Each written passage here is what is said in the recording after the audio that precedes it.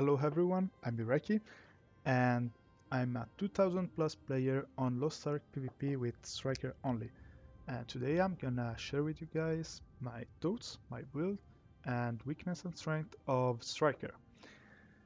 First of all, I'm sorry if sometimes I won't be clear or I will fail with English because it's not my first language, so feel free to ask me anything in the comments or on Discord. I'll put my Discord tag in the description with also my Twitch. Since I do stream sometimes, I don't have a fixed schedule, so if you want to catch up some VODs or some stream of Striker gameplay, I'll be there. I'm gonna play also PV on EU and A release, so yeah, I like this class. Alright, so first thing, stat distribution. Since we are probably getting the Korean patch, we are getting less points to invest in stats, and this is how we want to manage it. So 1 point in crit to actually allows us to crit, because otherwise with 0 we have 0% chance, and you never know, you might win the lottery.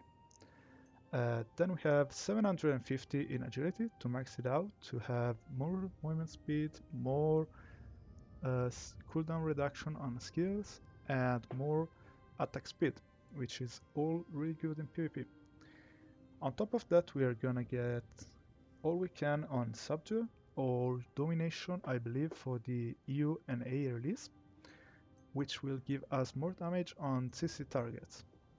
Alright, let's move on the skills. So, the first skills I'm gonna show you is Thunder Kick, and we actually do wanna max it out.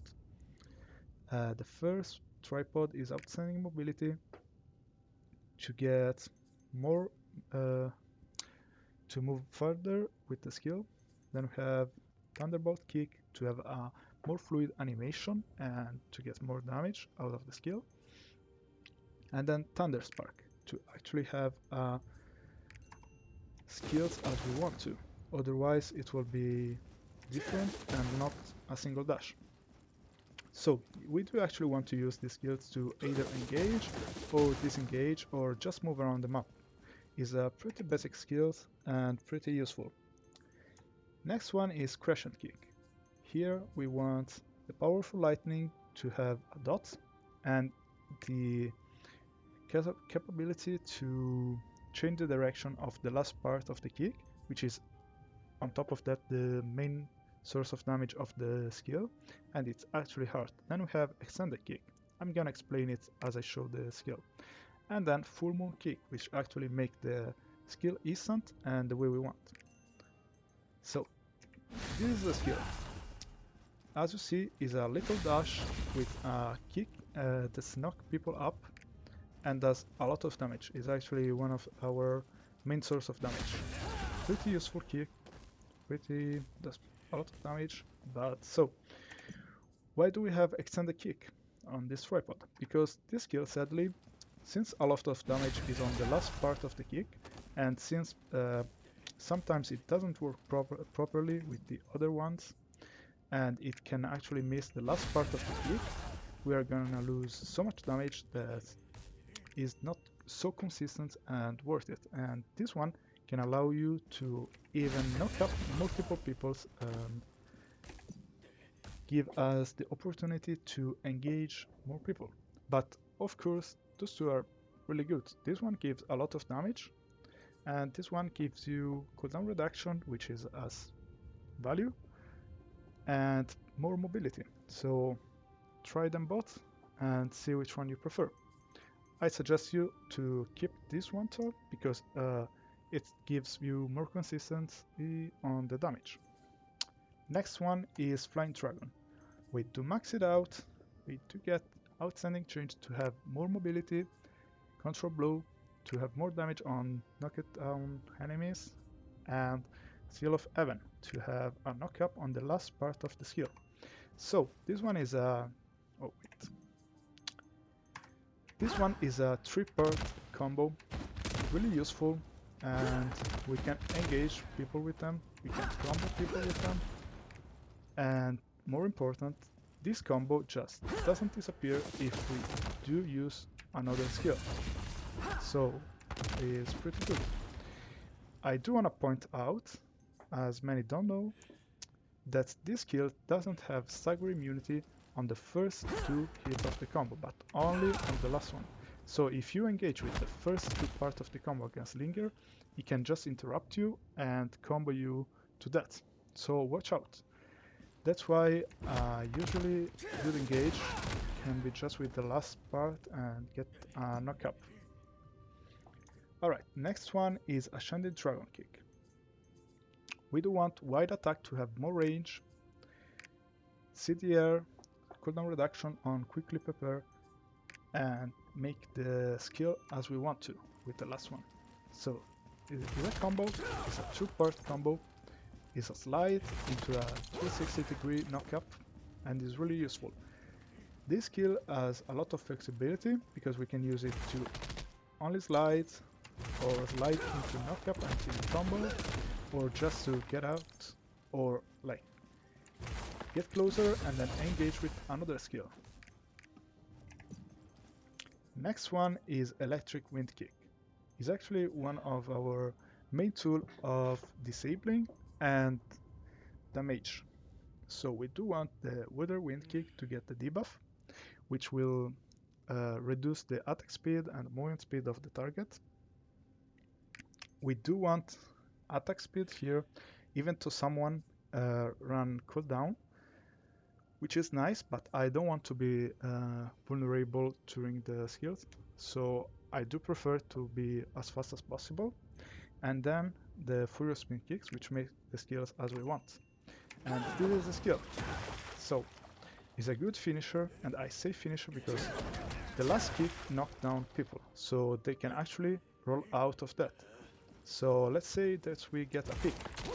If we knock up someone and we do right after that the Electric Wind Kick, they can just roll out. But if we do proper combo, this is gonna be just the finisher. So they are gonna stay on the ground and maybe roll out with a debuff, but we don't have any more skills to use on them, and it's fine.